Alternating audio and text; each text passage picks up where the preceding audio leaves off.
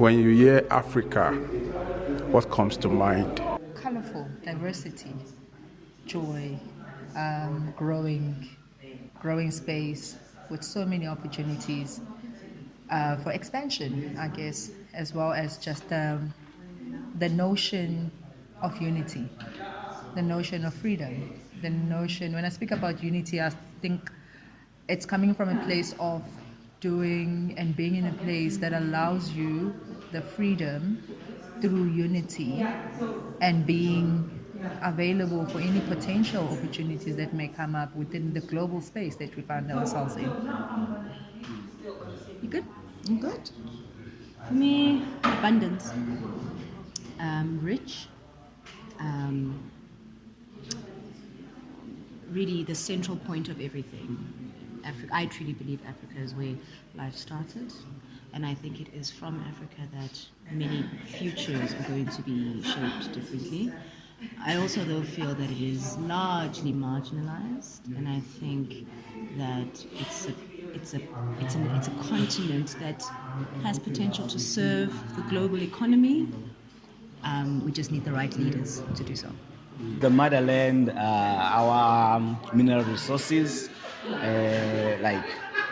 like our veteran leaders like Thomas Sankara, Nelson Mandela.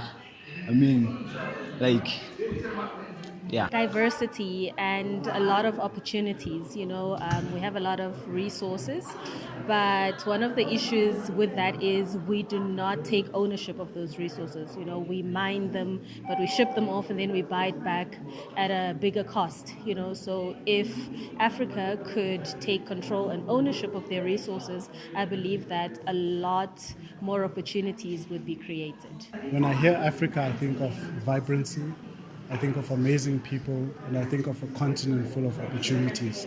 Potential, a very rich, diverse country with so much untapped potential. We have everything on the African continent, to be fair. We have resources, we have the manpower, but I think we lack accountability as a people, and we lack as well maybe general knowledge. I don't know, maybe our forefathers did not have the education or the opportunities, but there's a bit more that can be done, and I believe that the new generation that's coming up, I see potential. I honestly see hope for the future. Maybe not now, let's say 10 years from now. I think that there would be greater hope for the continent. Let's talk about unity, Lindy.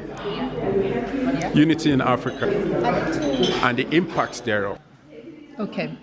So the realities that we are faced with, especially around unity, really comes from uplifting and living the true values of any constitution, right? I think as a country, talking about South Africa in general, it has to start with us recognizing that we are African before we are South Africans. And that already creates a border between, or that prejudice, or that judgmental line that is so thin sometimes, that allows us to be sort of superior than other individuals or other countries by virtue of, I guess, the infrastructure, by virtue of growth and development, by virtue of where it is that we find ourselves from a population perspective. What unity then ultimately needs to then mean and shape is looking at Africa as a whole. What is it that we can tap into each other's spaces in terms of growth and infrastructure?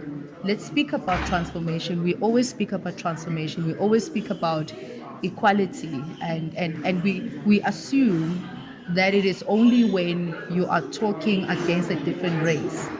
However, the bigger reality is that we are also doing it to each other.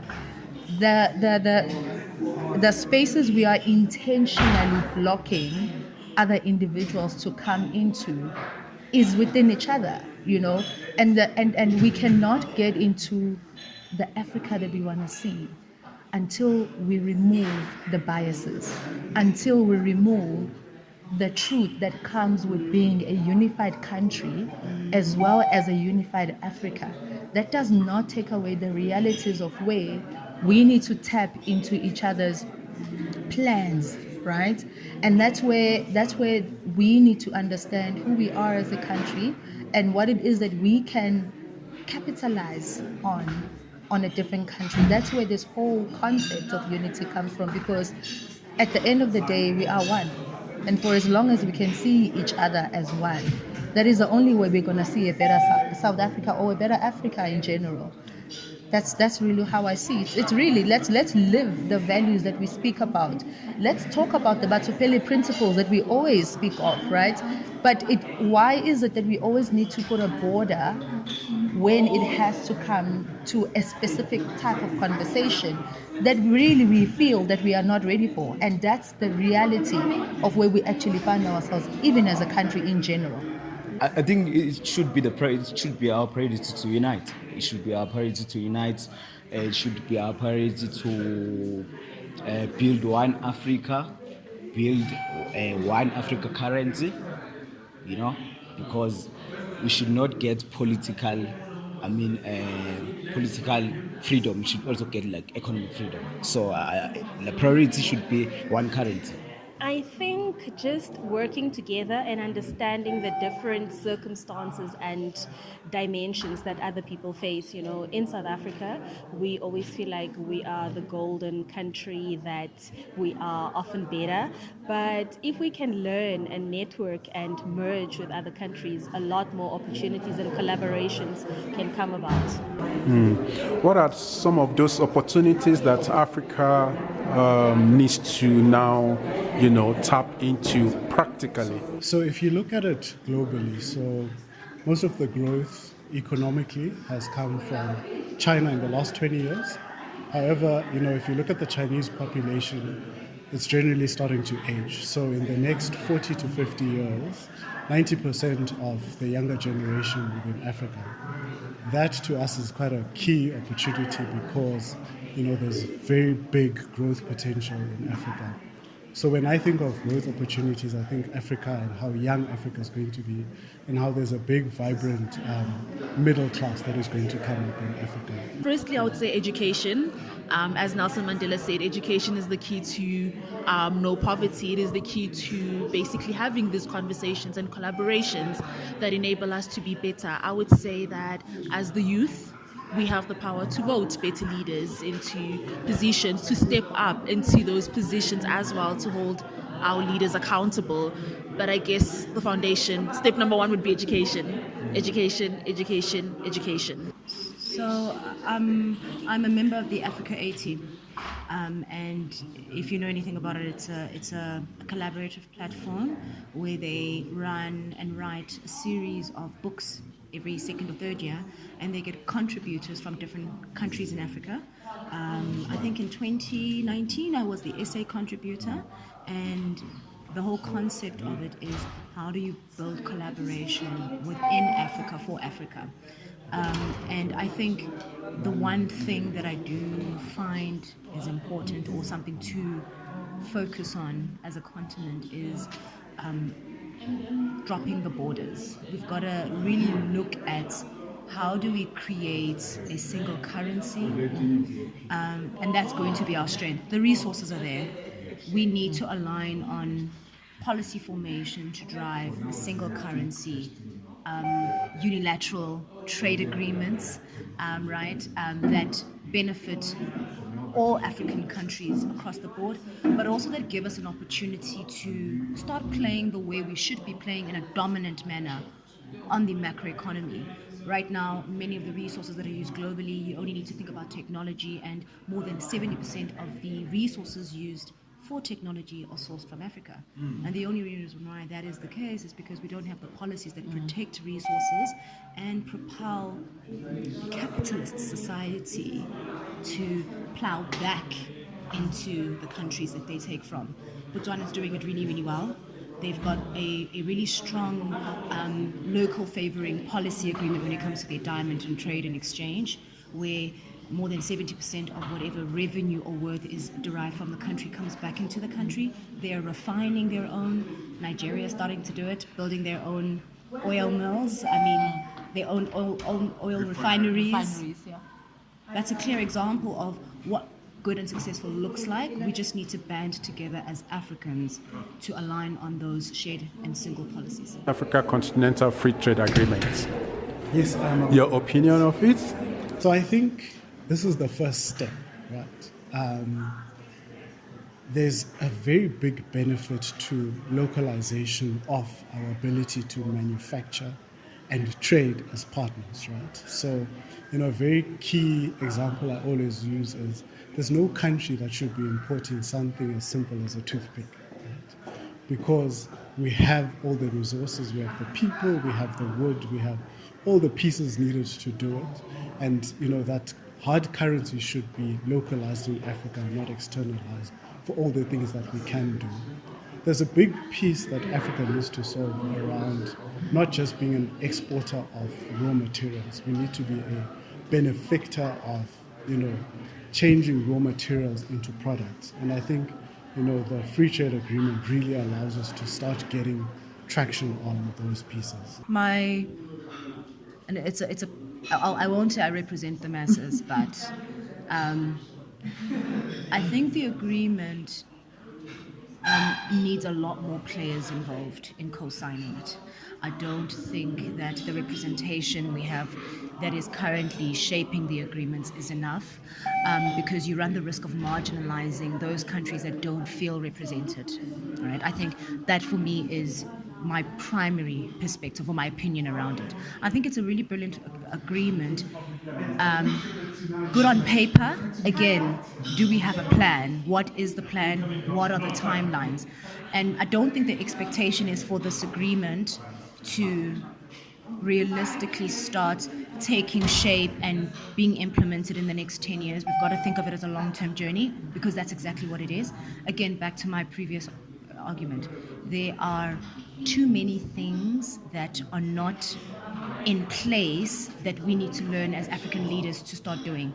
The agreement requires a robust strategic financial management plan. It requires us to almost lift off the debt that we have with the World Bank.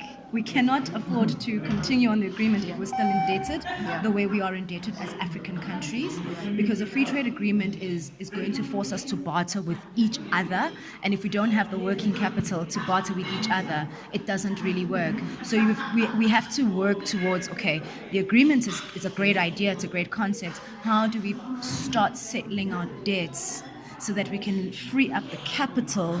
Because a free trade agreement requires country backing of the local suppliers and economy. It's not going to be dependent on the international market.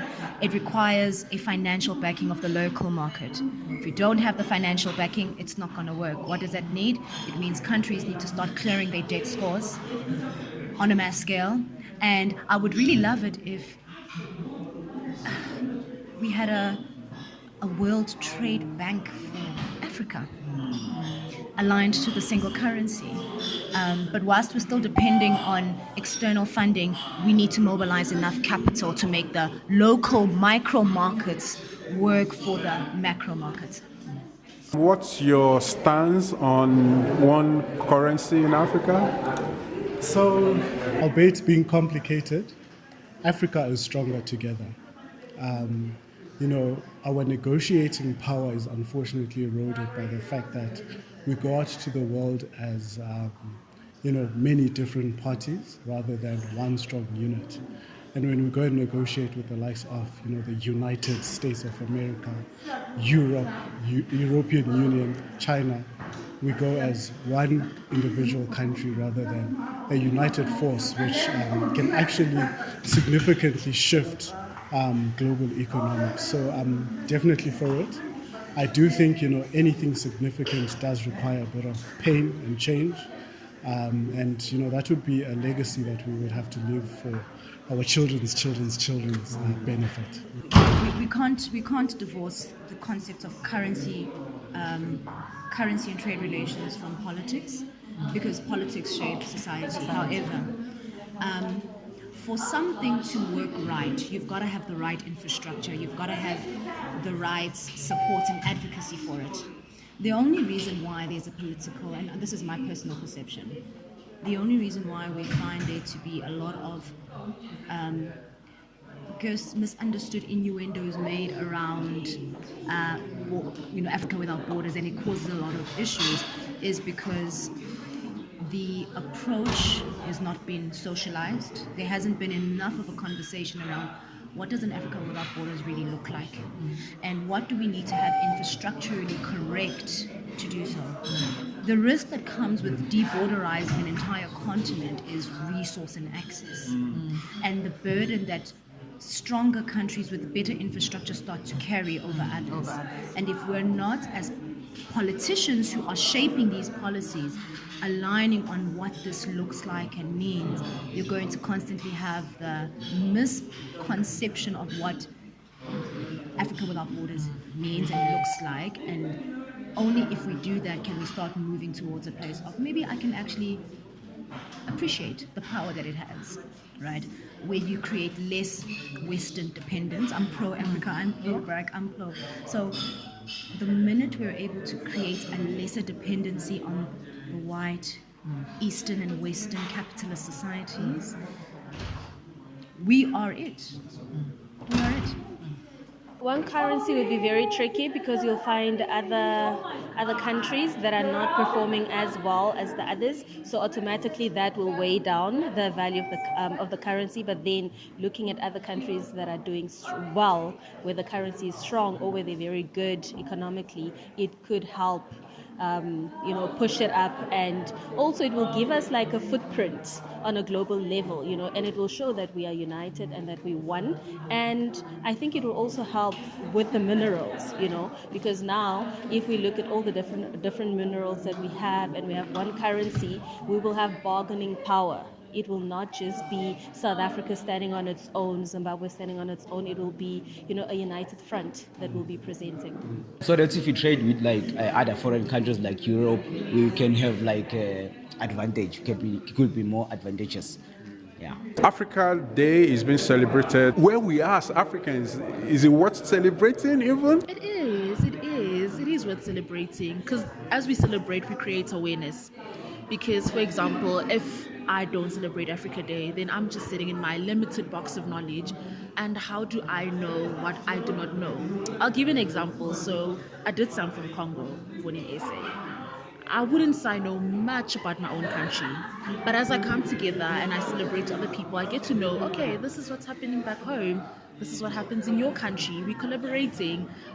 It's Sustainable Goal Development number 17, collaboration for effective partnerships. So it creates awareness. As we going to this conference, we're going to create awareness. We're going to tap into some things that I've never known. So it's going to increase my awareness and my level of understanding to a different level.